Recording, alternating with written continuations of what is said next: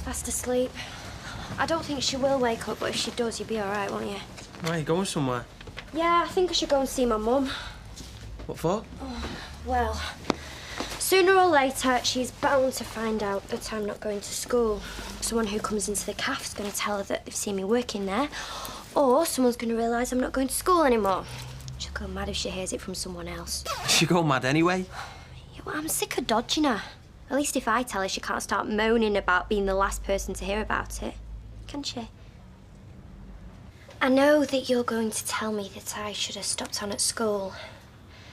That I should have gone on and done my A-levels and all that. No. I'm not going to even bother. You're not? Would it make any difference if I did? Would you say to Roy, I'm sorry, Roy, can't work for you anymore? Go back to school and buckle down to your studies? No. I've made my mind up. This is what I want to do. So, I'm not going to even try to make you see sense.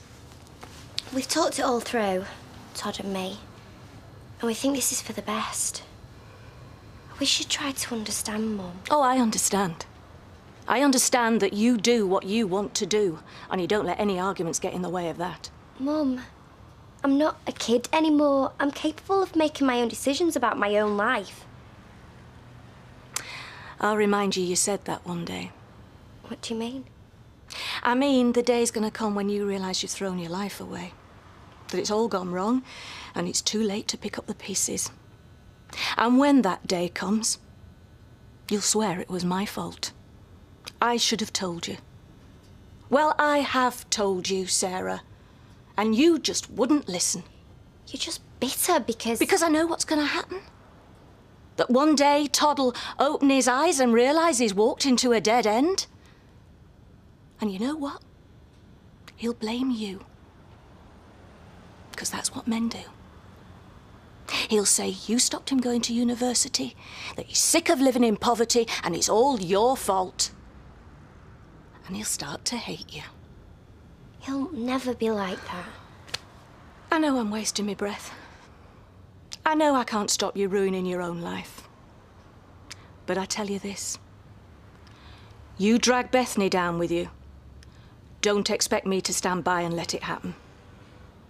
You neglect her, you'll have me to answer to. She's gone round to her mum's. Right. But she should be back any time, so have a seat. Thanks. Do you want a cup of tea? Oh, no, sorry. We've only enough milk left for Bethany. Sorry about that. It's okay. Don't worry about it. Here she is. Got a visitor. Oh, hi, Sarah. I haven't seen you in ages, so I thought I'd just come round and have a visit. Oh, well, here we are. We haven't got much to offer you to drink or anything. Oh, do you want a cup of tea? No, or... I was just saying, you know, we've only enough milk left for Bethany. Well, there's a lot of things we haven't got. We haven't even got a telly yet. Yeah, well, I'm not bothered. Just thought I'd come and see you, that's all. Look, Sarah, I was wondering that if it's possible, please could I stay here the night? The whole night? I'm really sorry, we haven't got the bedding or the room. When we got a bigger place, you'll be very welcome, Oh, won't yeah, you? when we got a bigger place. Nice to see you, Candice. Yeah. See ya. What's up with Candice? She seems really down. Was she? I didn't even notice anything. You're upset, aren't you? Big row with your man, was it? Shouting at you? Oh, not exactly. But she did say some pretty horrible things. Yeah, well, don't worry about it. She said that one day you were going to hate me because you didn't go to Oxford. What?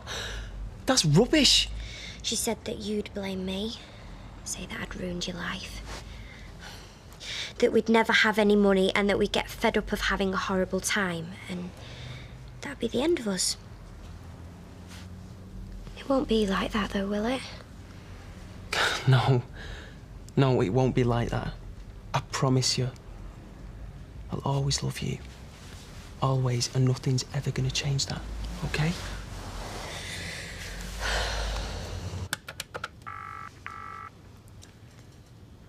Social services. Viv Wright isn't here right now, but if you leave she'll get back to you. This is Gail Platt, Sarah Platt's mother. I'm ringing about Bethany. I think you should know that they're leaving her alone in that flat. Sarah and her boyfriend. I think you should know that. Mummy break. Hiya. You remember Viv, right? From social services. Hi. We're just talking about your work arrangements. Sounds like you're both working long hours. Flexible hours. 'Cause of Bethany. And she's always with one or the other of you. Not always. What do you mean? Well, at the times when neither of you have her. She's at nursery now. She's not left alone, if that's what you mean. We wouldn't leave her on her own. I'm sure that you wouldn't put her at risk. You must get tempted, I don't know, to make the most of when she's asleep, pop across to the shop. We wouldn't leave her. If I go to the shop, she comes with me.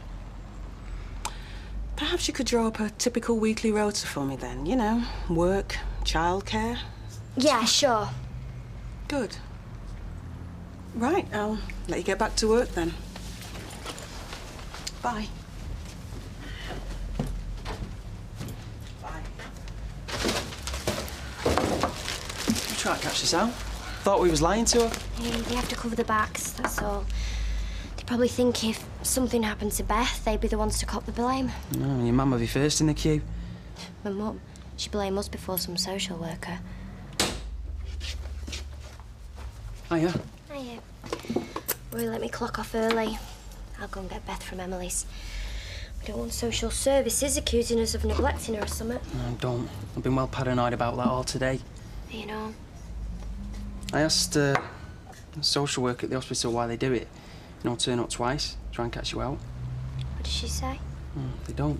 Not normally, unless there's reason to think something's wrong. What sort of reason? Well, like if someone said out, the neighbour rang, or school, or... Rang them? Oh, no. I don't believe it. Mum! It's my mum, isn't it? What's your mum? What, you mean reported us? She won't go that far. Oh, yes, she would. You fetch Beth. But Sarah?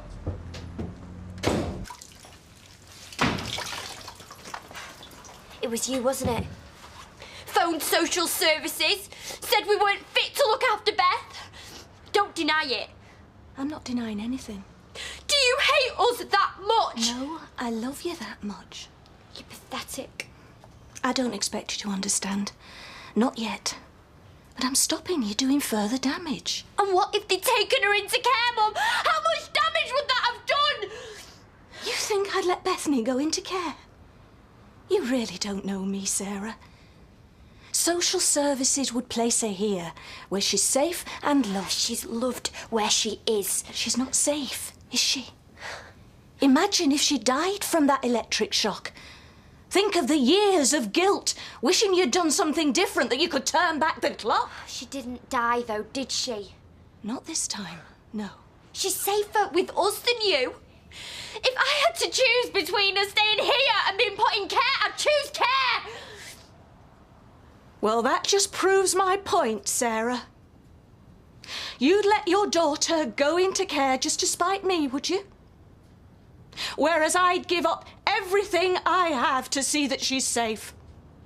I didn't want to phone social services. What else could I do? I've pleaded with you to bring Bethany back, but you just wouldn't listen. You just can't handle that I've got my life together, that I'm loved and I have a future with someone. Because that's what it is, it's you jealous! What's to do here? Of course you think I'm jealous. Relationships are everything at your age, aren't they? You're just a pair of kids. But you'll grow up, and you'll see past that, and you'll be thankful that I pushed so hard to keep my granddaughter safe. You reckon? Because as far as I'm concerned, you don't have a granddaughter. And you don't have a daughter either. Sarah! Oh, gracious, I am not saying I told you so. Sounds like it to me. I'm not defending Sarah's behaviour. She was totally out of order. I'm saying if you could have just left her to realise her own mistakes. Those mistakes could harm Bethany. Gail, You may not be as right about what is best for Bethany as you think you are. Well, thank you for your expert opinion, ma'am.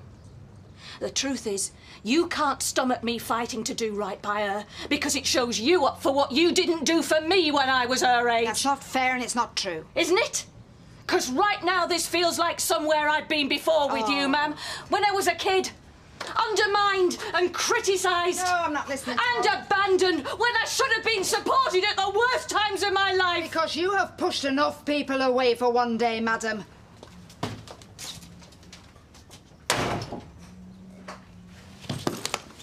Mum? Nick. Oh, Nick. Mum, what's the matter? Are you okay? Oh, I'm so pleased to see you. Thank you. What are you thanking me for? For being here. For coming home. She is a vicious, crazy woman. I'm not surprised Martin left her. Can you imagine being married to her? If Richard hadn't been such a psycho, she'd have driven him mad and all. Just give it time. Todd, don't be all calming and sensible on me. I need you on my side. Promise me you won't let her in this flat. Promise me you won't let her anywhere near Beth. Okay, I promise. Well, apparently Sarah's told her she can't see Bethany anymore. What's been going on, Martin? Oh, just the usual. Well, don't worry. She'll patch you up with Sarah, they always do. Well, from what I can gather, Mum phoned social services and tried to get Bethany taken off Sarah. You are joking. No, I'm not. To be honest, I don't know much about it. You're best off talking to her. Anyway, what's this Todd bloke like? He sounds like a right no-oper. Oh, no, Todd's all right. It's your mum I worry about. She's had a lot happen these past few months and, well, having you around should give her something positive to think about. I slept in your room last night. You're welcome to it. Never going back in that house. Don't be daft, Sarah. I'm not. If you've any sense, you'll get out as soon as you can.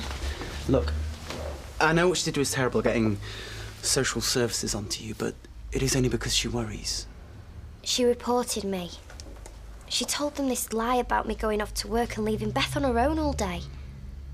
She wanted them to think I was a terrible mother so they'd take my daughter away from me. Sarah, she's been through a lot. I've been through a lot. It wasn't just her Richard drove into the canal. It was me and David and Beth. You weren't there, Nick. She brought a madman into our house and he tried to murder us.